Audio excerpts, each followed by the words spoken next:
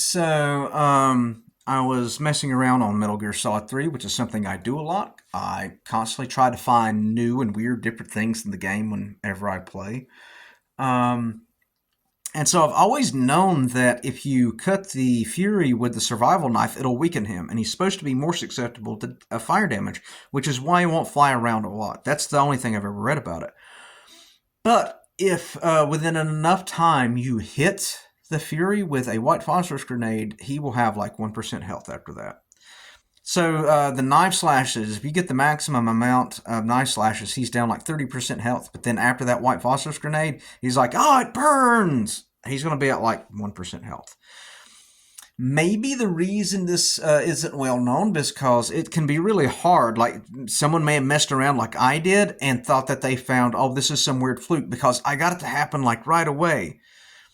That it's like he had no time frame of invincibility after being hurt, which is what happens with him sometimes. Here's some downsides of this. If you are too close to the ledge, sometimes he will not take the full brunt of the white phosphorus grenade, and it will knock him off of the ledge, and then he just kind of goes floating up. But if you wait a little while, if you can't get in that immediate shot, and if I have a lot of difficulty with this playthrough, I'm just going to attach another video that isn't quite as successful, but it shows you that that white phosphorus grenade can get him down to like 1% health if you do it close enough to after you've cut him with a knife. There's some other downsides here.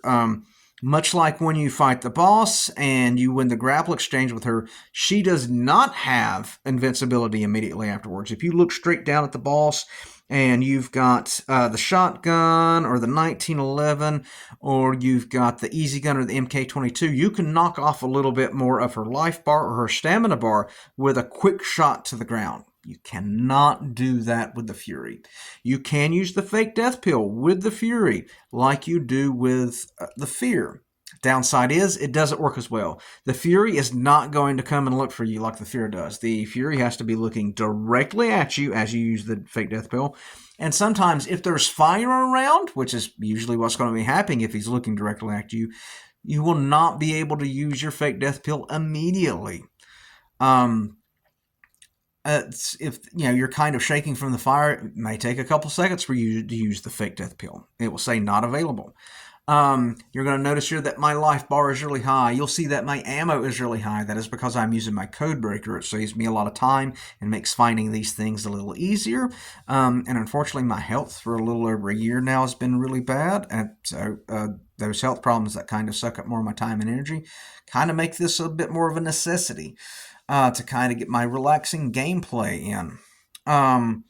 But here's the thing. You do not need a code breaker like I have. You do not need an AR max as long as you have the right items. You're going to have the survival knife no matter what. Just make sure to have some white phosphorus grenades on hand and then just one more weapon for that final hit. And so hopefully this goes well because this is being recorded sideways. If not, I'll just have to edit that other video that just shows you that it actually does work. And then also the other thing I am going to do a video of how to beat the Sorrow. You've always been able to beat the Sorrow. I've known for 20-ish some odd years that you can beat the Sorrow. I just never met anyone who did it besides me. I uploaded a video a couple years ago. Never really went anywhere. The quality of the video is terrible. So since this is a much newer phone, I'm going to record it on this phone and show you how to beat the Sorrow. And it's deceptively easy, and it's going to be the same thing. You're going to see some weird stats on there, but again, you just have to have the right item to beat the Sorrow. So hopefully this goes fairly easy. That sounds like he's landed right. Now, if you don't have the stealth, just have the best camo that you have available for being in the dark. The thing is, though, that like he doesn't really land left or right all of the time. Sometimes he will land right in front of you. So don't go running out right away. You look forward. It sounded like he landed right, but sometimes when he lands right... Oh, no, he landed left. But sometimes when he lands right, he walks towards you. The best case scenario is he is that he goes right and he walks north towards the door to Groznygrad. All right. Keep walking, hot shot.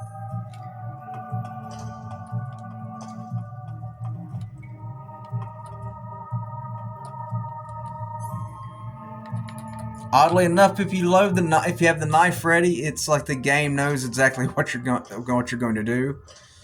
So just having another weapon on hand. Nope. Not this time. Oh. You're running low on anger. No, I'm not. I've been trying to get this done for some time now. I am extremely angry. I am not low on anger, buddy.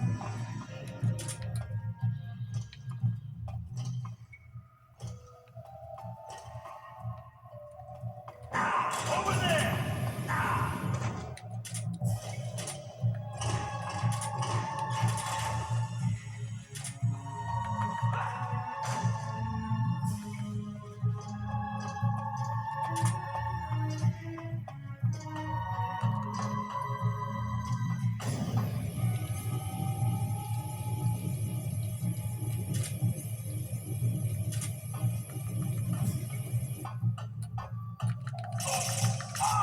Ah, oh, he landed down, unfortunately.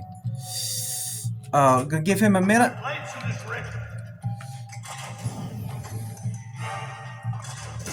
Oh, there it went. See that one little sliver of health?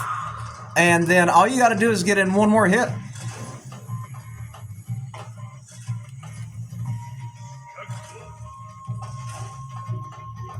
So that was a pretty quick one. A lot of times it doesn't go that quickly.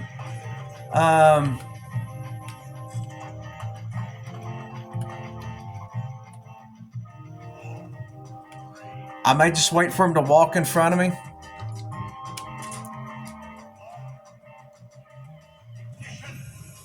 Because what's going to happen, he's going to come from the left or right here. So he's going over to the right. Now he will walk right in front of you. No, he didn't do it that time. Usually that's what he'll do. Let's see if I can get a shot from here.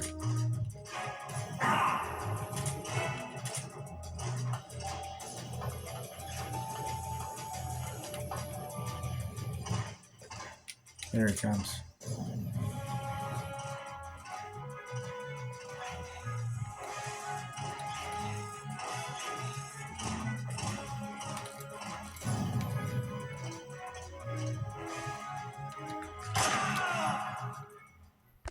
Okay, as promised, this is the way you beat the sorrow.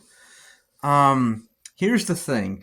All you have to have, as long as you have it in your backpack, and you don't use it, you have the handkerchief.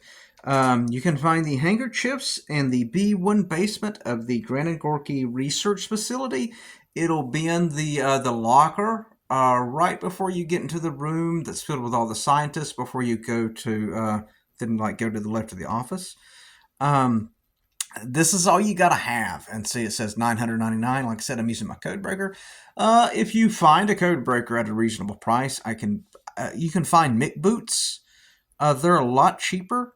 Don't go paying like $100 for like a version 9 of a code breaker. No one's buying those at those prices. You can get a Mick boot for $30 to $40. Those will be loaded onto like a PlayStation 2 memory card. And then you can access this kind of stuff from there. I'd like to give you an idea with, it'll say something weird like this. Get down to the TNT. Because I like to put TNT on the guards. That's a lot of fun. It says 999 of 16. You still only have like a maximum of 16. You're just never going to run out of them. You can't use more than 16 things of TNT at once. So this is all you got to have.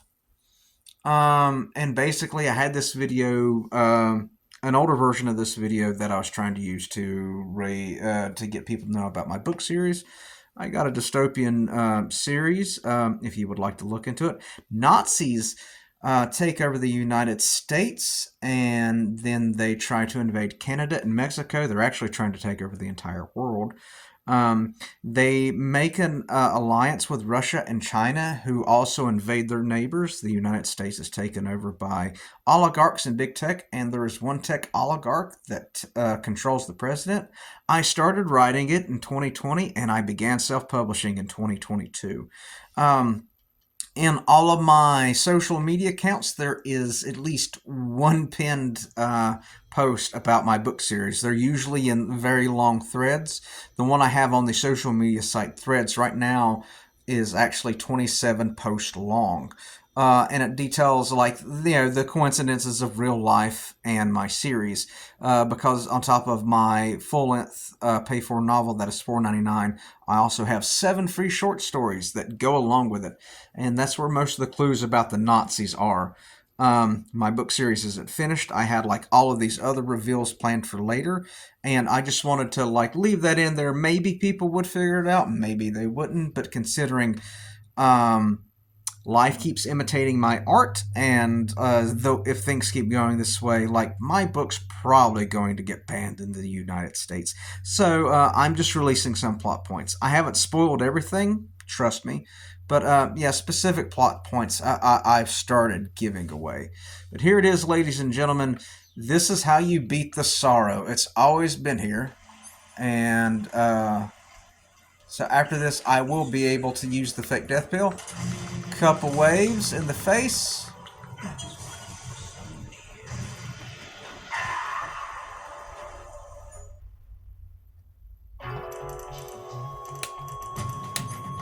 Oh, and you gotta wait for that. You gotta wait for Snake is dead. You have to wait for a continue.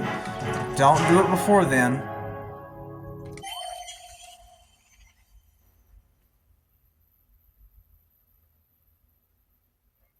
And so if you're not using a code breaker, it won't say 999.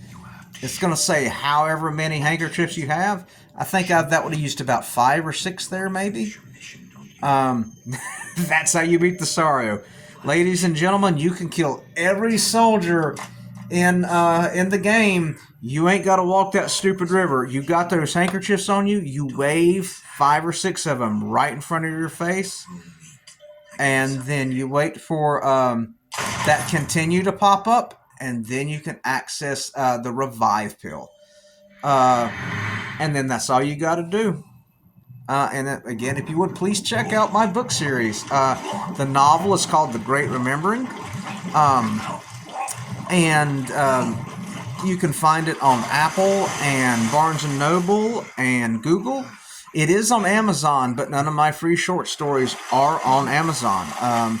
They're too short to be posted there, but if you look up The Great Remembering, it should show you a series called Scabbers, and so we'll also have 7 free short stories that you can download for free. Thank you, and have a nice day, and have fun playing Metal Gear Solid. Oh, by the way, before I leave, Metal Gear Solid is actually canon in my dystopian universe. I reference it in the free short story Moonlight Over Monte Carlo, so it is canon.